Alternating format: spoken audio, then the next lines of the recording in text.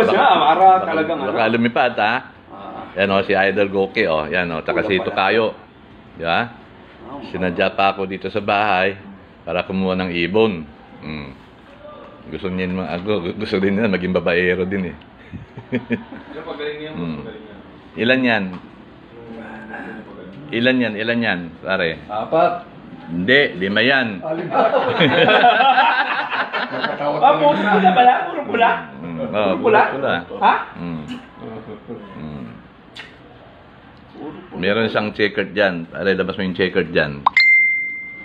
Black check. Yan yung babaero. Ayan, yung babaero line. Ayan. Black check na. Yung iba kinuha niya yung mga brown, mga North Parents. Ayan, ito na kusunadan niya. Ayan. Yung babaero. Ayan. Poging-pogi, oh. Babaero talaga, oh.